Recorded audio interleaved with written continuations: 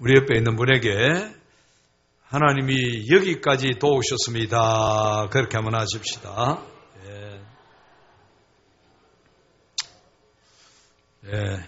그런 간증을 우리 자녀들에게 많이 할 수 있기를 바랍니다.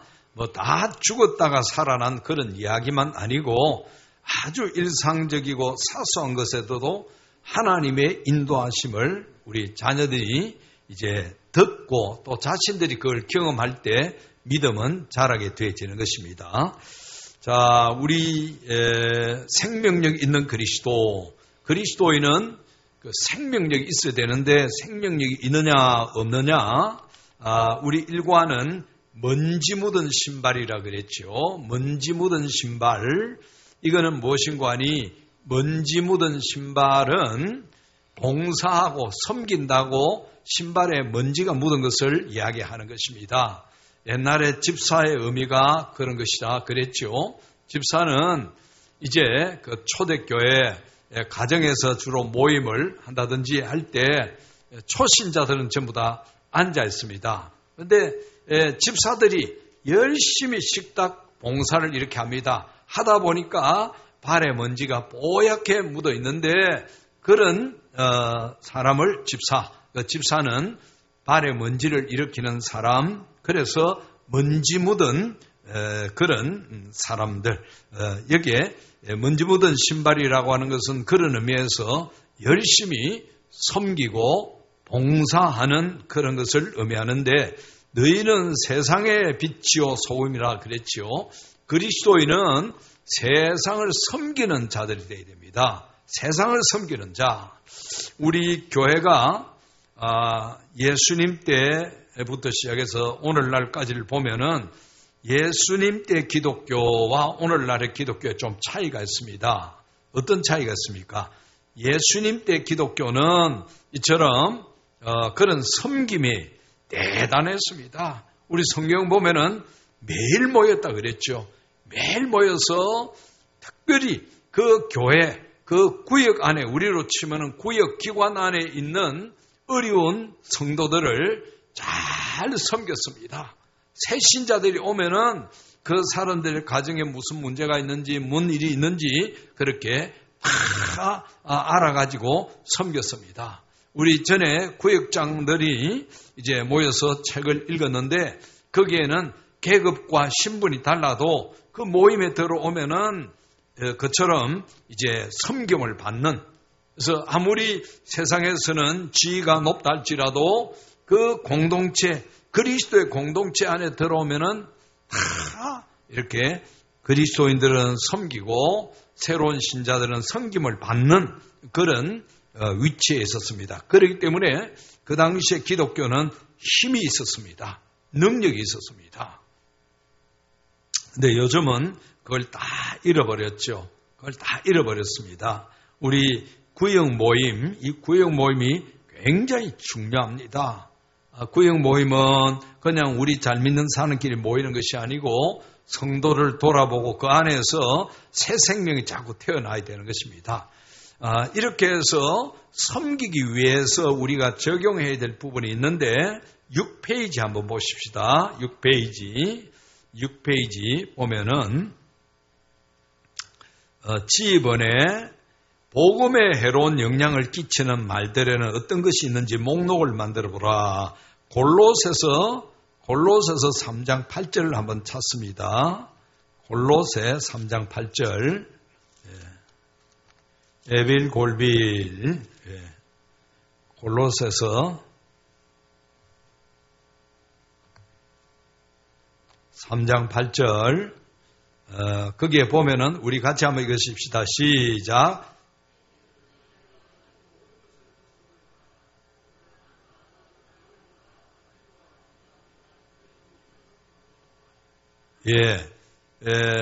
우리가 세상을 섬기는데 여러 가지 섬기는 방법이 있습니다. 그러나 목적은 무엇인가 하니 그들의 영혼을 섬기는 것입니다.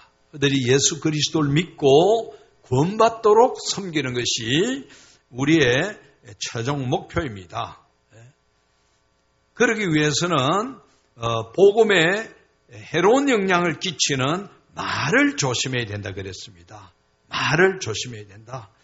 이제는 너희가 이 모든 것을 벗어버리라. 곧 분함과 노여움과 악의와 비방과 너희 입에 부끄러운 말이라. 하나님 보시기에 사람 앞에 부끄러운 말을 잘 해야 복음 전하는 일에 큰 효과가 나타나고 능력이 나타난다라고 하는 그런 이야기입니다. 그 다음에 9페이지 한번 봅니다. 9페이지. 이 부분은 매일매일 이렇게 우리 삶에 적용을 해야 될 부분인데 우리 분량이 많기 때문에 중요한 것만 이렇게 골라서 넘어갑니다. 말을 통하여 우리 덕을 끼치는 그런 사람이 돼야 되고 9페이지에 보면은 데이 5 해놨돼 있죠. 타자의 심리. 다른 사람들의 필요는 나의 필요만큼이나 중요하다. 생명의 흔적이 있는 사람은 내 속에 예수 그리스도의 생명이 있는 사람은 이 타자의 심리를 이해한다는 것입니다. 저 사람도 뭔가 좀 필요한 게 있겠구나. 여러분 우리 가정 공동체 말할 필요가 없습니다. 교회 공동체도 말할 필요가 없습니다. 우리 가정 공동체 서로의 필요를 알고 이해하면은 그 가정은 좋은 가정이 됩니다. 근데 반대로 우리 인간은 어떻습니까? 나의 필요만 자꾸 주장합니다. 내 필요, 나를 몰라준다, 나를 이해해주지 못한다, 저 사람은 나를 위해서 섬겨주지 않는다. 이게 우리의 불만입니다. 근데 가정에서 타자의 심리를 잘 알면은 아이고 내가 이렇게 마음이 공고하니까 저 사람도 마음이 공고하겠지. 나도 힘드니까 저 사람도 힘들겠지. 누가 나한테 쓴소리 하면은 내가 부담이 되고 힘이 들고 나를 격려해 주면은 내가 힘을 얻는데 저 사람에게도 격려가 필요하겠지. 이렇게 남을 이해하는 마음이 이 타자의 심리입니다. 그것은 빌립보서 2장 4절에 각각 자기 일을 돌아볼 뿐더러 또한 각각 다른 사람의 일들을 돌아보아 나의 기쁨을 충만하게 하라. 여러분 여기에 우리 성경이 우리에게 주는 교훈 두 가지입니다. 우리는 자기 일도 돌아볼 뿐만 아니라 다른 사람의 일도 돌아볼 줄 알아야 되는 것입니다. 세상은 내일 하기도 바쁘다 그렇게 하지요. 나는 내일 하기도 지쳤다. 그런데 우리 그리스도인들은 내일도 잘하고 다른 사람의 일도 돌아보아야 된다라고 하는 그런 말씀입니다. 자, 그 다음에 11페이지 2과를 봅니다. 2과 제목이 달아해진 무릎입니다. 여러분 먼지 묻은 신발 그리고 그 다음에는 달아해진 무릎이 뭘까요? 무릎을 많이 써서 달아서 해진 거. 무릎을 안 쓰면은 여러분 뻐덩다리가 됩니다. 관절이 굳어가지고 나중에 쓸 수가 없습니다. 기부스를 하고 한 2달 있으면 어떻게 될까요? 다리를 못 쓰는 그런 경우가 생기는 것입니다. 그런데 다리를 자꾸 쓰고 움직이고 그러면은 다리가 더 유연해지는 것입니다. 영국의 유명한 신학자이자 또 목회자이며 설교가인 조지 휘필더가 한 유명한 말이 있지요. 나는 녹슬어 없어지는 것보다도 달아 없어지겠다. 참 너무 멋진 말입니다. 신학생 때 우리 조지 휘필더 책을 읽으면서 대부분 여기에 감동을 많이 받습니다. 한 평생이라고 하는 게 길 수도 있지만은 길다고 하는 것이 너무나 짧습니다. 그래서 녹슬어서 없어지는 것보다도 나는 달아서 없어지겠다. 유선득 집사님 아닙니까? 저기에 앉아있는 분이. 유선득 집사님. 아이고 오늘 또 오셨네. 낮에 오셨어요? 아까 오전에? 아, 그랬구나. 나는 못 봤네. 격려 박수 한번 내주시기 바랍니다. 예. 예. 예, 우리 녹슬어 없어지지 말고 달아 없어지십시다.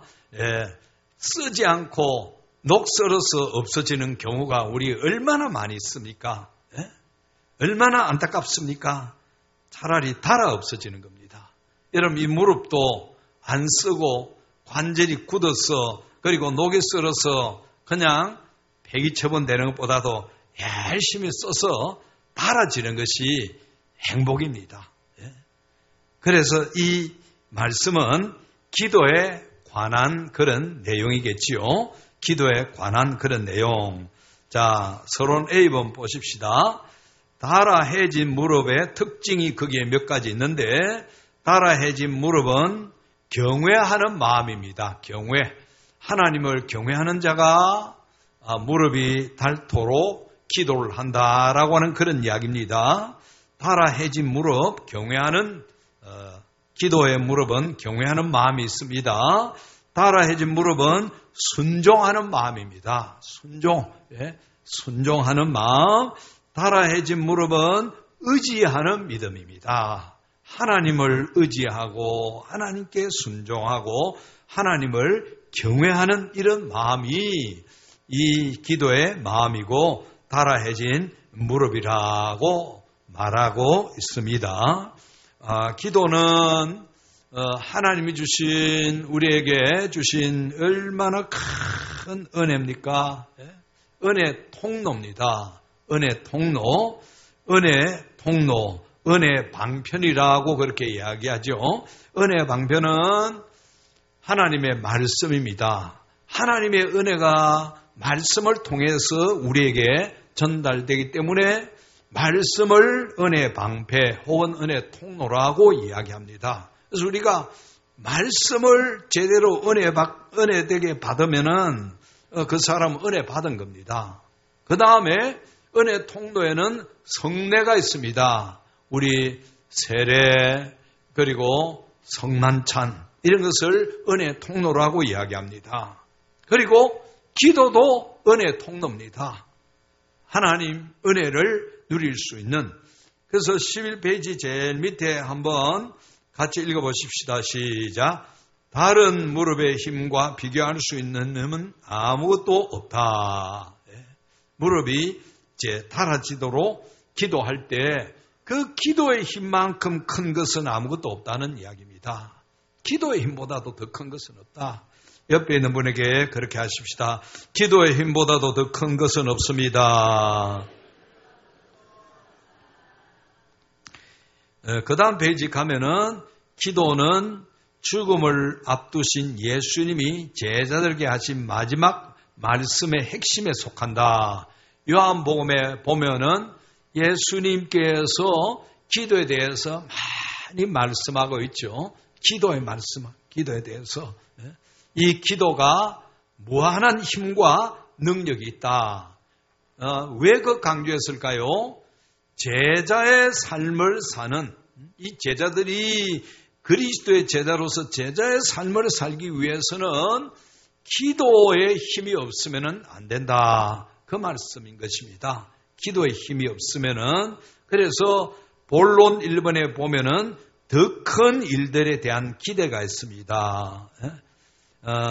요한복음 14장 12절 내가 진실로 진실로 너에게 이르노니 나를 믿는 자는 내가 하는 그도 할 것이요 또한 그보다 큰 일도 하리니 할렐루야.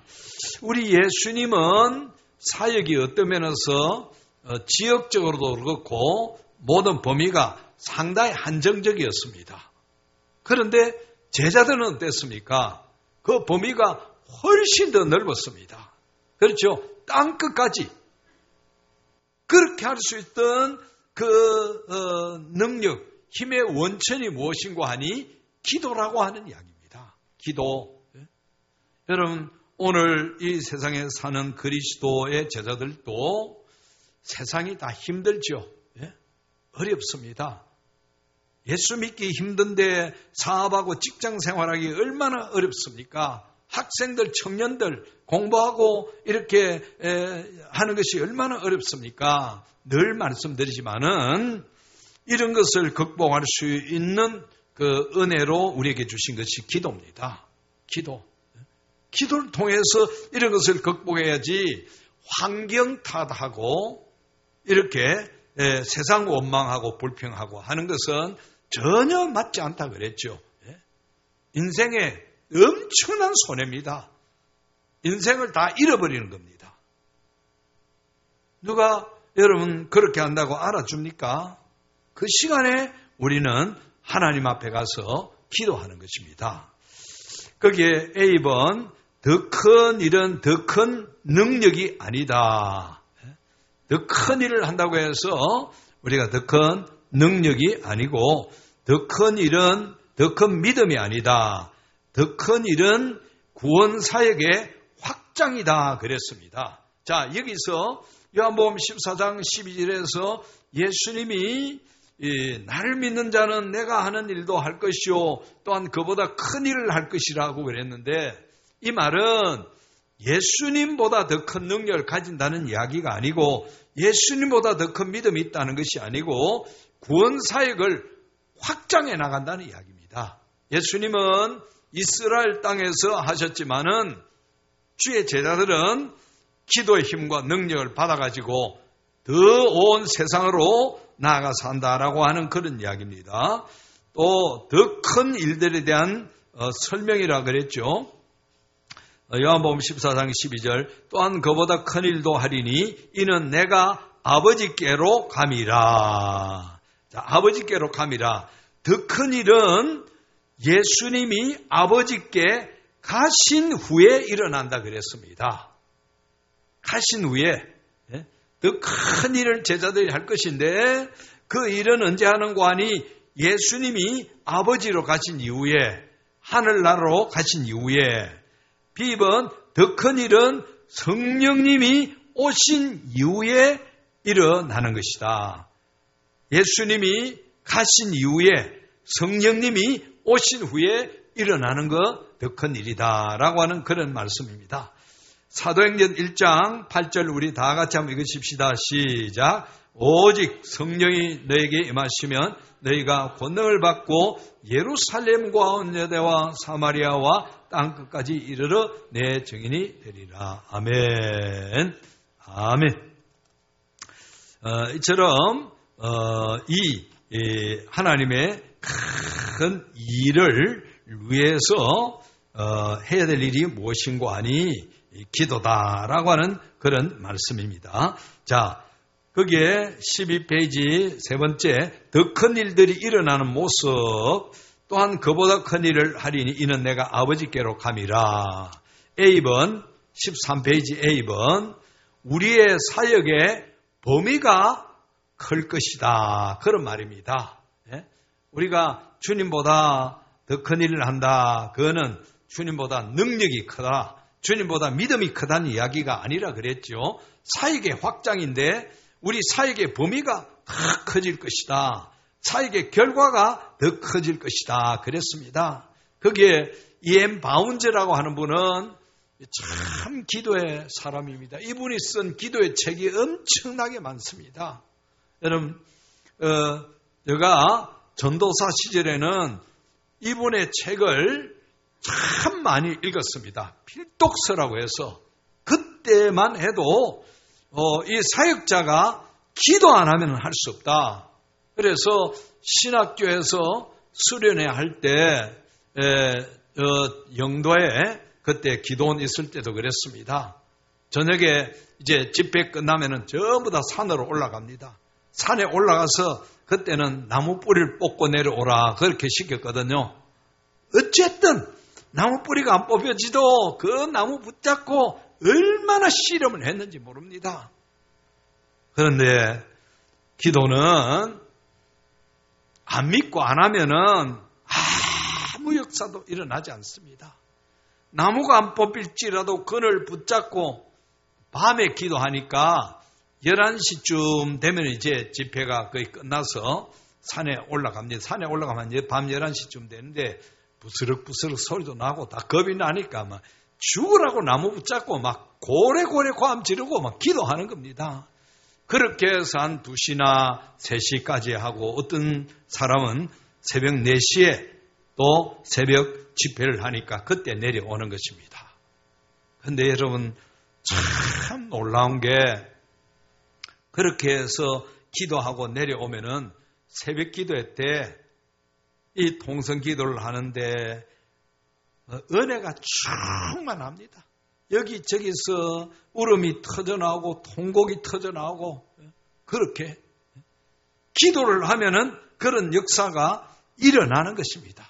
심령의 변화가 벌써 오는 것이고 별것 아니라도 그 시간에 새벽에 하나님의 말씀 때문에 꼬꾸라지고 회개하고 새 힘을 얻고 주의 길을 가겠다고 다짐하는 역사들이 일어난 것입니다.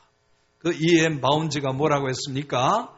기도의 사람이 아니고서는 아무도 하나님을 위하여 위대한 일을 할 수 없다. 기도에 많은 시간을 들이지 않는 사람은 결코 기도의 사람이 될 수 없다. 기도 안 하면은 주님의 일 할 수가 없다. 기도 안 하면은 그리고 기도라고 하는 것은 많은 시간을 하나님과 함께 보내야 된다. 우리가 요즘은 전부 다 간소화해서 꼭 그렇게 기도해야 되냐? 그 기도하는 시간에 일하면 훨씬 효과가 있을 것인데 라고 하지만은 우리 성경이나 믿음의 선배들은 그렇게 하지 않았습니다. 기도하는 시간이 낭비되는 것 같을지라도 그 기도하는 시간이 많을 때 하나님이 일을 하는 것입니다. 내 뜻이 아니고 하나님이 일을 하는 것입니다.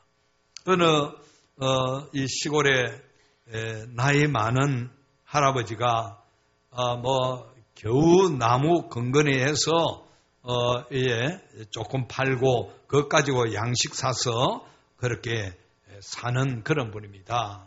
그런데 이분이 산에 가서 나무를 해가지고 내려와서는 꼭 교회 앞에다 세워놓고 교회 들어가서 기도를 하는 것입니다. 2시간도 하고 3시간도 하고 그래서 목사님이 물어보았습니다. 할아버지, 뭘 하나님 앞에 그렇게 기도할 게 많습니까? 혼자 사시는데 뭐 그렇게 기도할 게 많습니까? 그러니까 할아버지가 웃으면서 목사님, 내가 기도하는 것은 무엇을 달라고 필요를 구하는 기도가 아닙니다. 나는 지금 아무것도 필요 없습니다. 그저 하나님 앞에 앉아서 하나님 얼굴 바라보는 것이 좋아서 나는 기도합니다. 그런 이야기를 했습니다. 여러분, 우리가 다 이와 같이 되어지기를 주님의 이름으로 축복합니다. 하나님의 얼굴을 바라보고 기도하는 것, 저 하나님 바라보는 그게 좋아서 기도하는 것입니다. 내가 이것 달라 저것 달라 그것 때문에 많은 시간을 보내는 것이 아니고 여러분 그런 기도하면은 별로 기도 시간 오래 걸리지 않습니다. 왜 그런 거 아니? 여러분 10손가락 꼽아서 기도 제목 해봤자 시간 얼마 안 갑니다. 자녀 잘 되게 해주시고 사업 축복해 주시고 건강 주시고 이래 해주시고 사돈의 8종까지 해도 그 시간은 오래 안 갑니다. 진정한 기도는 하나님 얼굴을 바라보고 주여 주여 주님 찾는, 주님을 구하고 주님을 찾는 그것이 진정한 기도인 것입니다. 그것이 시간의 허비인 것 같아도 그것이 하나님의 일을 한다라고 하는 말씀입니다. 하나님의 일을 하는 것입니다. 어떤 남자가 고속도로에서 차를 몰고 가는데 막 이게 역주행해서 오는 차들이 너무너무 많습니다. 막 겨우 빠져나가서 이래 가는데 아내가 전화가 왔습니다. 여보, TV에 지금 보니까 어떤 미친 사람이 역주행을 하고 있다는데 당신 가는 그 고속도로라고 당신이 조심해야 된다고. 근데 가만히 보니까 누가 역주행하고 있습니까? 자기가 역주행하고 있었습니다. 저 오는 사람들 미친 무슨 니언도 들어가고 시옷도 들어가고 그랬는데 나중에 보니까 자기가 역주행하고 있는 겁니다. 여러분, 우리가 다 연약한 한계가 있지 않습니까? 우리 보는 것이 다 못 봅니다. 각도가 있어서 내 보이는 것은, 그리고 사각지대가 있습니다. 기도하지 아니하면은 나는 주님의 일을 한다라고 하는데 주님의 뜻과는 역행되는 일을 할 수가 있는 것입니다. 그렇죠? 참 우리가 기도하면서 하는 일은 언제든지 조심스러운 것입니다. 하나님의 뜻이 무엇인가를 늘 찾아야 되는데 더 큰 일의 실행, 지상에 계신 예수님의 모습, 거기에 예수님이 지상에 계셨을 때 사역을 위한 능력이 어떻게 흘러가는지를 이해하는 것이 도움이 된다. 첫째로 아버지의 뜻입니다. 아버지의 뜻. 우리가 기도 안 하면은 하나님을 위해서 한다고 하는데 하나님의 뜻과는 전혀 반대되는 일을 할 수가 있다는 이야기입니다.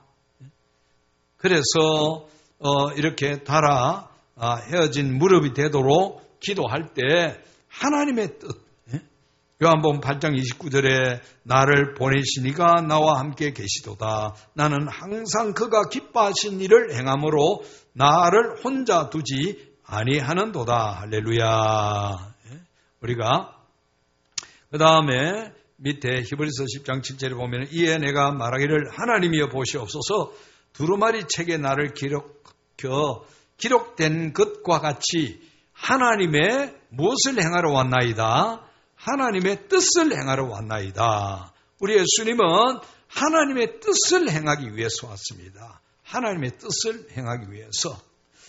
자, 그 다음에 그 헨리 블랙커비의 글이 14페이지에 있는데 기도의 목적은 하나님을 움직여서 도움을 이끌어내는 것이 아니라 하나님께서 행하시려는 사역의 자신을 맞춰가는 데 있다. 여러분, 이런 분들은 저는 참 인간적으로 허물이 있지만은 이런 진리를 깨닫는 이런 분들은 인간일지라도 영적인 거장이라고 말할 수 있습니다. 기도에 대해서 이 정도를 이해한다는 것은 굉장히 어렵습니다, 여러분. 우리는 기도를 내 필요를 위해서 하나님의 도움을 끌어내는 것으로 생각합니다. 내 뜻대로 하나님 이렇게 해주시기 바랍니다.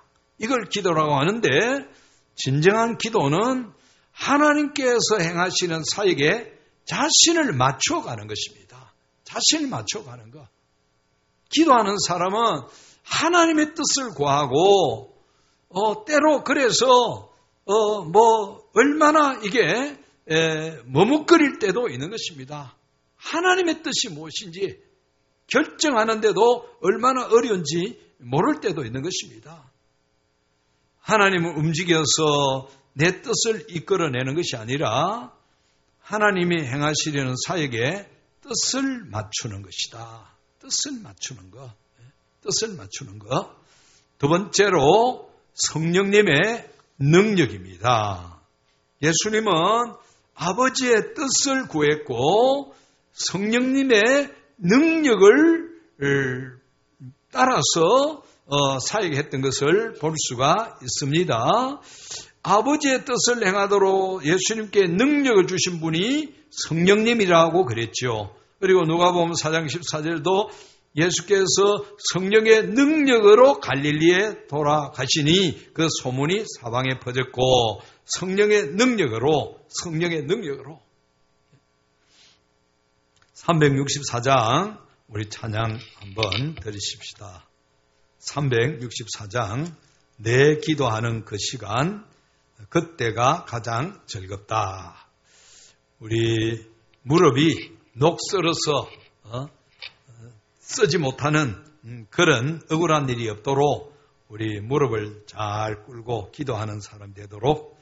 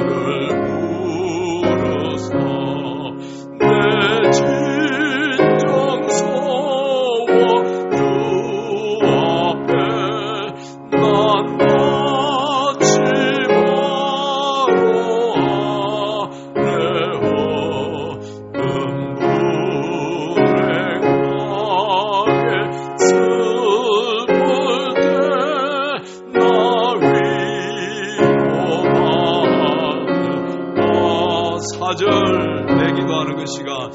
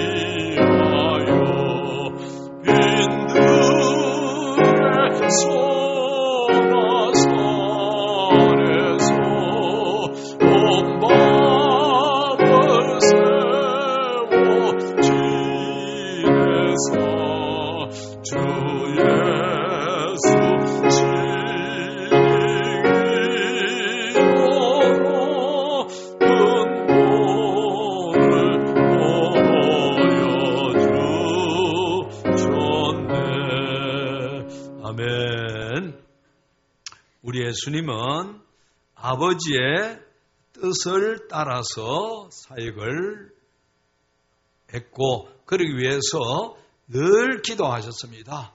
새벽에 깨어서 기도하시고 저녁에도 기도하시고 때로는 밤이 맞도록도 기도하셨습니다. 우리가 아버지의 뜻에 맞추어서 일하려고 하면은 기도하지 아니하면 안 됩니다. 기도하지 아니하면은 내 뜻을 관철시키려고 합니다. 그리고 성령의 능력을 받지 아니하면 안 됩니다. 세 번째로 14페이지 밑에 기도의 고리가 무엇입니까? 내 원대로 마옵시고 아버지의 원대로 되기를 원하나이다. 할렐루야. 나의 원과 아버지의 원이 이렇게 고리로 연결될 때 거기에 하나님의 역사가 나타난다. 할렐루야. 예? 내 뜻과 하나님의 뜻이 연결고리를 이루어야 됩니다. 연결고리. 예? 내 뜻만 강하고 하나님의 뜻이 나타나지 아니하면은 그는 아무리 수고해도 내가 인간적인 일을 한 것밖에 되지 아니하는다. 우리가 아주 조심해야 될 부분입니다. 그리고 요한복음 15장 19절 우리 15페이지 아들이 아버지께서 하시는 일을 보지 않고는 아무것도 스스로 할 수 없나니 아버지께서 행하시는 것을 아들도 그와 같이 행하느니라. 할렐루야. 예? 아버지와 아들 예수 그리스도와 성부 하나님 이렇게 연결고리가 잘 이루어진 것을 볼 수 있습니다. 그래서 우리도 아버지의 뜻을 나의 뜻과 아버지의 뜻, 내 뜻을 아버지 뜻에 맞추도록 얼마나 어렵습니까? 우리가 기도한다고 해도 여러분 이 아버지의 뜻에 맞추는 것이 어렵습니다. 때로는 우리가 아무리 아버지 뜻을 찾는다 그래도 하다 보면 다 인간 뜻대로 하는 게 우리가 다 연약한 것입니다. 그래서 우리 연약함을 알고 늘 하나님의 뜻에 맞추는 이런 기도가 있어야 된다는 이야기입니다.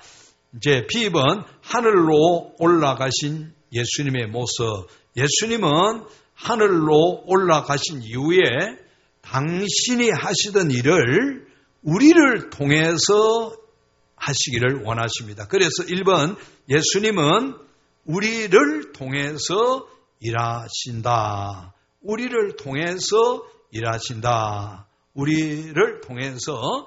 두 번째는 이제 우리를 통해서 일하시기 위해서 아버지는 우리에게 능력을 주시기 위해 성령님을 보내셨다. 우리가 이제 아버지의 일을 하기 위해서 능력을 주시기 위해서 성령님을 보내셨고, 세 번째 기도는 아버지의 뜻과 우리의 사역을 잇는 고리다 그랬습니다. 고리. 예? 아버지의 뜻과 우리의 사역을 잇는 고리. 아버지의 뜻, 나의 뜻이 일치되도록 기도를 해야 되는 것이다.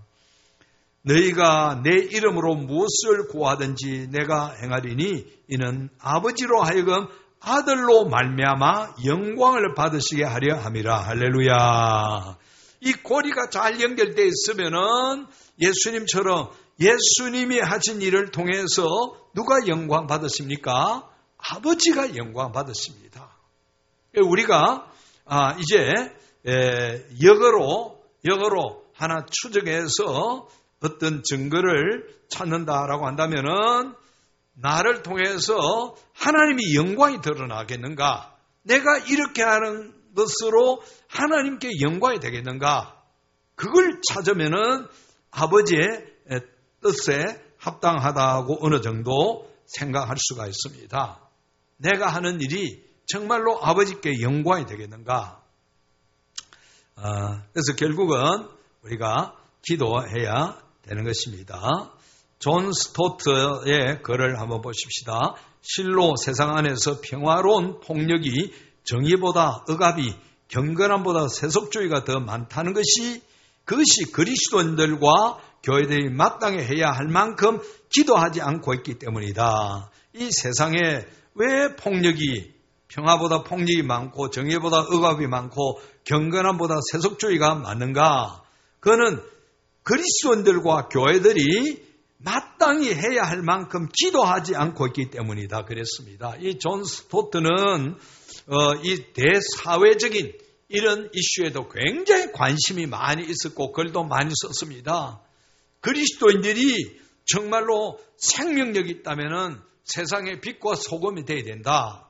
그걸 주장하는데 지금 오늘 여기에 말 보면은 왜 그러지 못하느냐? 기도하지 않고 있기 때문이다 그랬습니다. 기도하지 않기 때문이다. 잭 헤이포드라고 하는 분도 세상이 축복을 받느냐 저주를 받느냐는 우리의 뭐에 달려있다고요? 기도에 달려있다. 우리의 기도는 특정한 상황 속에서 하나님의 선한 뜻이 이루어지느냐 아니면 죄와 마귀의 권세가 승리하느냐를 결정한다. 우리의 기도는 결정권을 지닌다고 그랬습니다. 자, 결론으로 그러므로 자기를 힘입어 하나님께 나아가는 자들을 온전히 구원하실 수 있으니 이는 그가 항상 살아 계셔서 그들을 위하여 간구하심이니라. 우리 예수님은 지금도 우리를 위하여 중보기도하고 계십니다. 중보기도. 예? 항상 살아 계셔서 그들을 위하여 기도하신다 그랬습니다. 그러므로 우리도 무릎이 닳아야 됩니다. 예? 다시 한번 옆에 있는 분에게 무릎이 닳도록 기도하십시다.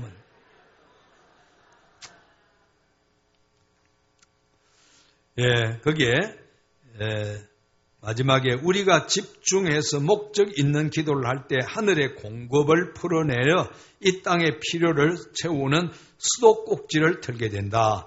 기도의 행위는 생명을 살리는 하나님의 영으로 하여금 우리가 기도하는 사람들의 마음과 삶과 상황 속에서 개입할 수 있도록 허락하는 것이다. 기도는 하나님의 영이 우리 속에 개입해서 우리를 통해서 일하게 하신다라고 하는 그런 말씀입니다.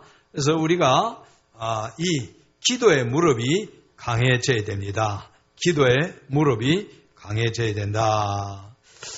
기도의 무릎이 강해져야 된다. 자, 18페이지 한번 보십시다. 18페이지. 그 밑에 생명력 있는 그리스도인을 위한 묵상과 적용이 있지요. 거기에 생명의 흔적 보면은 하나님의 음성을 듣는 것은 기도로 시작한다. 할렐루야. 하나님의 음성을 듣는 것은 무엇으로 시작한다고요? 기도. 예? 기도. 여러분 우리가 성경을 읽고 말씀을 들을 때 기도 없이 하면은 하나님의 음성을 들을 수가 없다는 이야기입니다. 하나님의 음성을 들으려고 하면은 기도를 해야 되는 것이다. 아까 기도라고 하는 것은 하나님을 경외하는 것이고 하나님께 순종하는 것이고 하나님께 복종하는 것이다 라고 하는 것을 우리가 살폈죠.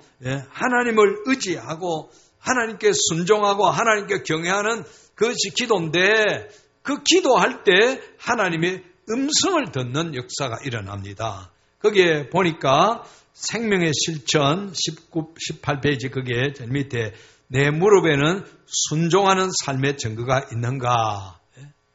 그럼 순종해서 무릎을 꿇고 기도하는 그런 일들이 있는가라고 하는 이야기입니다.